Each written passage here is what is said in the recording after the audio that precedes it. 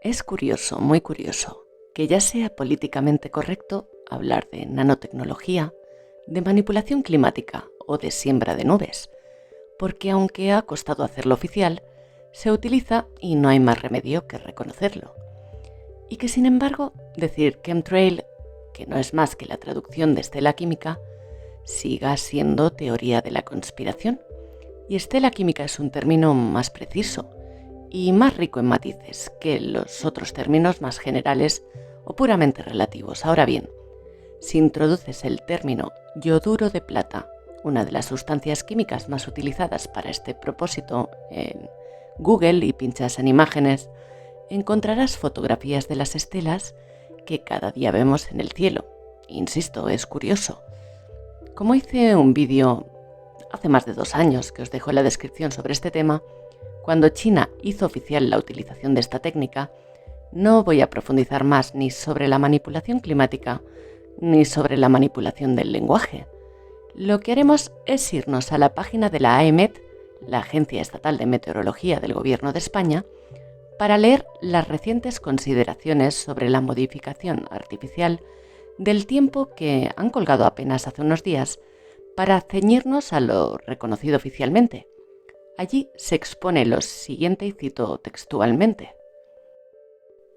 Gracias al progresivo desarrollo científico de la meteorología, que se remonta al diseño de los primeros instrumentos meteorológicos del siglo XVII y que se aceleró desde finales del siglo XIX hasta la actualidad, debido a los modernos avances científicos y tecnológicos, los investigadores, a mediados del siglo XX, empezaron a estar en disposición de abordar la modificación del tiempo para sus intereses, aunque todavía en pleno siglo XXI los resultados son muy modestos y las incógnitas y dificultades se mantienen. Cada año se dedican recursos crecientes de investigación a la modificación artificial del tiempo, con el objetivo de incrementar las precipitaciones en los lugares más desfavorecidos y necesitados o en bloques asolados por incendios. Pero los objetivos de la modificación artificial del tiempo van más allá. Algunas actuaciones y campos de la investigación se dirigen en sentido contrario, a la supresión de precipitación. Tal es el caso de los intentos para evitar granizadas dañinas para la agricultura o intensas nevadas sobre importantes núcleos urbanos. Por otra parte, el meteorólogo Martín Barreiro exponía hace unos días estas palabras en Radiotelevisión Española. A la pregunta, ¿podemos manipular el clima?, contestaba: esta tecnología, que nació para conseguir que el granizo fuera de menor tamaño y no causara tantos destrozos en las cosechas, actualmente la utilizan países como China para sembrar nubes y hacer frente así a la sequía extrema que padece el país. El uso de drones cargados con yoduro de plata para provocar precipitaciones artificialmente es una de las medidas que el gobierno chino desarrolla dentro de su ambicioso programa de manipulación del clima. Esta tecnología es muy polémica por el impacto que puede tener en el medio ambiente y la salud. Martín Barreiro explica que al hacer que llueva en una zona, va a dejar de hacerlo en otra y además el yoduro de plata, que es el que emitimos para que se produzca esa precipitación, es un componente tóxico que cuando cae puede tener consecuencias sobre los elementos que hay en la superficie, donde nos encontramos también obviamente los seres vivos y los seres humanos. Pues bien, estas fueron sus palabras. La siembra de nubes, como sabéis, consiste en liberar partículas de yoduro de plata u otros aerosoles en nubes que cumplen ciertas características con un objetivo claro: causar lluvia o nevadas, o bien evitarlas. En The Conversation, el profesor William R. Cotton detalla que el sistema opera con varios enfoques que se diferencian básicamente por el tipo de nube, si está sobreenfriada o es cálida, y requiere materiales higroscópicos capaces de absorber la humedad. A la hora de actuar, los expertos pueden rociar con aviones desde tierra o incluso usar cohetes. Sobre la mesa desde hace décadas la promesa de aumentar las precipitaciones casi a la carta. Cuando son más necesarias, captó hace tiempo el interés de los gobiernos y lo sigue haciendo a día de hoy.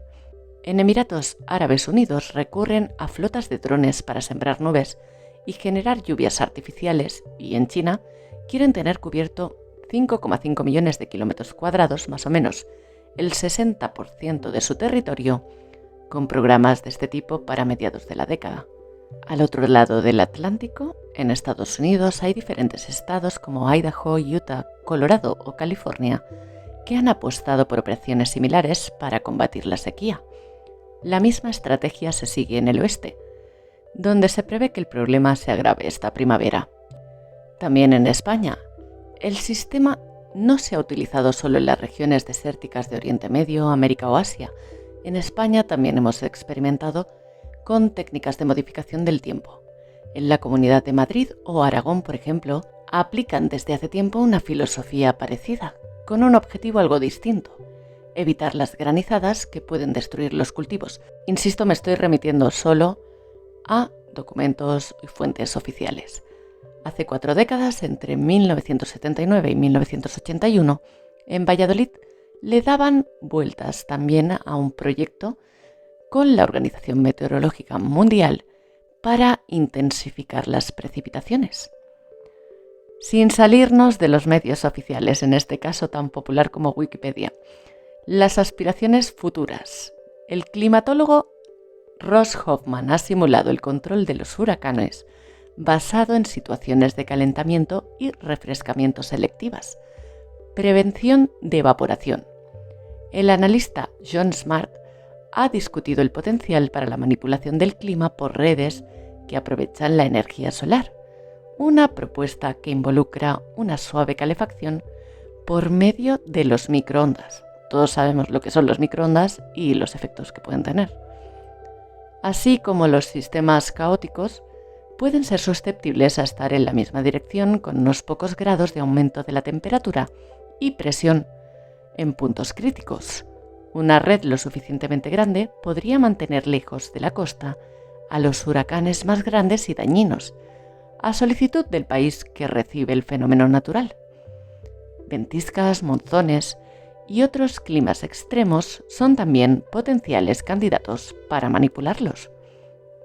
En cuanto a las críticas referenciadas en Wikipedia, apuntan: si la manipulación del clima a gran escala fuera viable,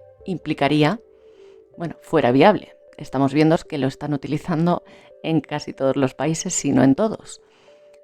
2 puntos. Efectos secundarios inesperados, sobre todo dada la naturaleza imprevisible de la evolución climática a una escala global o regional. Poner en riesgo a los ecosistemas. Poner en riesgo la salud de los humanos. Falla de equipos electrónicos o accidentes que dependan de estos equipos. Control no democrático o uso como un arma. Puntos ELF, extremadamente de baja frecuencia, causando aceleradamente el agotamiento de la ionosfera por el viento solar. En una conferencia contra el terrorismo en 1997, el secretario de Defensa de los Estados Unidos, William Cohen, mencionó los escritos del futurista Alvin Toffler, específicamente en relación con las preocupaciones acerca del terrorismo medioambiental y los desastres naturales causados intencionalmente. Si se está haciendo en todo el mundo, me pregunto, ¿no es eso ya a gran escala? Que cada uno saque sus propias conclusiones.